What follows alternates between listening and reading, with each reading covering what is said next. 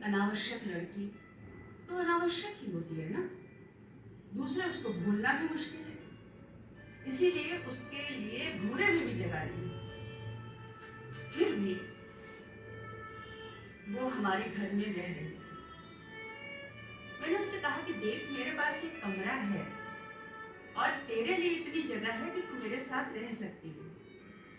पर वो काम भी मेरे लिए आसान नहीं हुआ। ये कि मेरे कमरे में रहने के साथ 2-3 दिन बाद उसके शरीर में लाल लाल दाने निकल गए।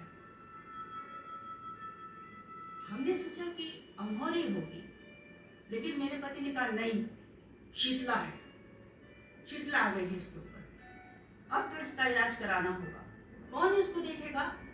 तो मैंने कहा क्यों चिंता करते हो, जच्चा घर में जो कमरा है मैं उसमें ले जाऊंगी बिंदु को, मैं उसकी देखभाल करूंगी, तुम लोगों से कुछ नहीं करवाऊंगी। मेरी जेठानी भी बड़ी परेशान कि ये मुसीबत कहाँ से आ गई। फिर आसपास के एक डॉक्टर ने कहा कि अभी 2-3 दिन देखते हैं, फिर देखते हैं क्या होता है। बिंदु लज्जा के मारे मरी जा रही थी। उसको इतना संकोच हो रहा था कि वो उसकी वजह से एक और आफत आ गई। और अचानक एक दिन न जाने कैसे वो लाल लाल दाने बैठ गए। अब तो मेरे घर के लोग और अधिक व्यग्र हो गए। बोले लो, अब तो शीतला देवी बैठ ही गई, अब तो और बड़ी मुसीबत आएगी। यही नहीं, बिंदु की जीजी भी बड़ी परेशानी दिखाती हुई बोली कि अभागी लड़की को अस्पताल ही भेज देना चाहिए। क्यों ना हो वो बिंदु जो थी। देखिए, अनादर के पालन पोषण में एक बड़ा गुण है, वो शरीर को एकदम अमर अजर कर देता है। बीमारी आने का नाम नहीं लेती और मरने के सारे आम रास्ते बंद हो जाते। इसीलिए रोग भी उसके साथ मजाक करके चला गया।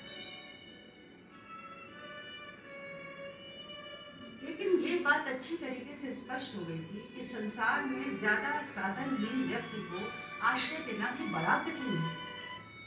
आश्रय की आवश्यकता जिसको सबसे अधिक होती है, आश्रय की बाधाएं भी उसके लिए सबसे अधिक ज्यादा होती हैं। लेकिन इस बीच एक और बात हुई।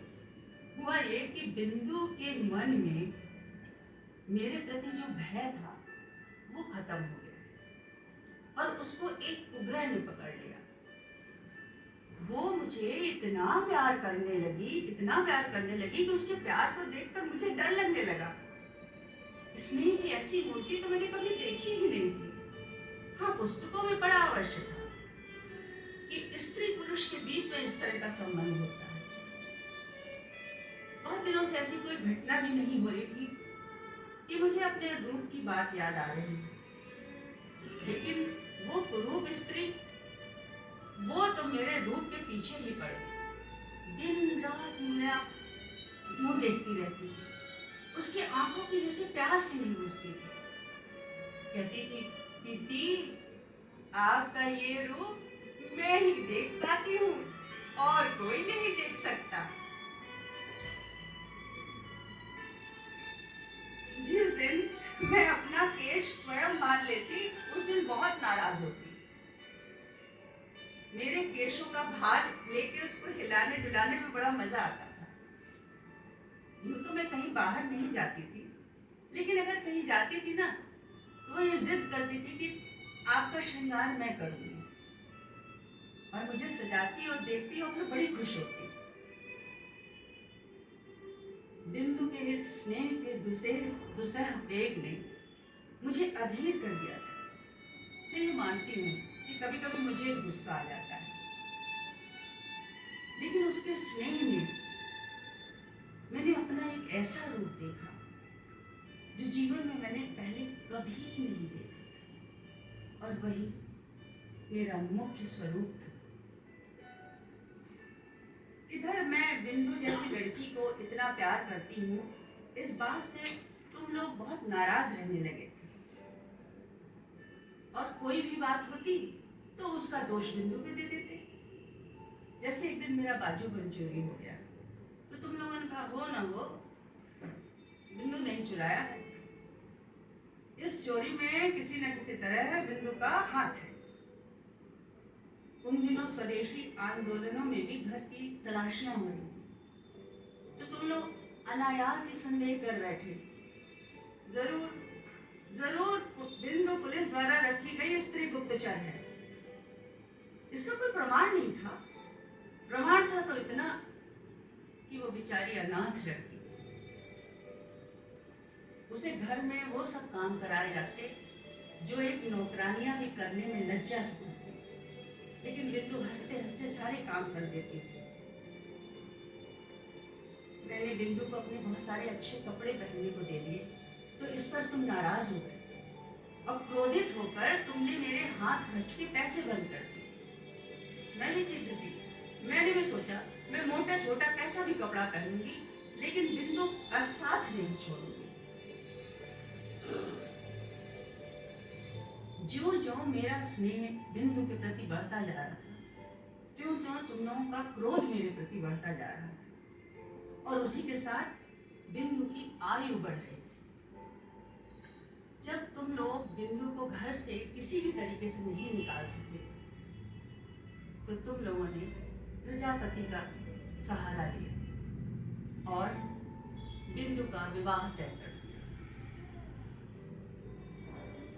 बड़ी जेठानी बोली, चलो जान बची, माँ काली ने अपने वंश की लाज रख ली। वर कैसा था मैं नहीं जानती। तुम लोगों से सुना था कि सब मामले में अच्छा ही है, किंतु बिंदु मेरे पैरों में लिपट कर रोने लगी। बोली, जिज्जी क्यों मेरा ब्याह कर रही हो, क्यों भला? मैंने उसको समझाते हुए कहा, बिंदु डर मत, सुना है तेरा वर बहुत अच्छा है। अगर अच्छा है तो मुझे देखने क्यों नहीं आया? लेकिन वर वालों ने तो बिंदु को देखना भी उचित नहीं समझा, और उसकी बहन यानी हमारी जेठानी इस बात से भी बड़ी निश्चिंत हो गई कि चलो एक ये भी बला टली। बिंदु दिन रात रोती रहती, चुप रहने का नाम ही नहीं लेती। उसको क्या कष्ट है ये मैं जानती थी। बिंदु के लिए मैंने घर में बहुत बार झगड़े, लेकिन अब घर वालों से मैं ये तो नहीं कह सकती थी ना कि बिंदु का ब्याह रोक दो।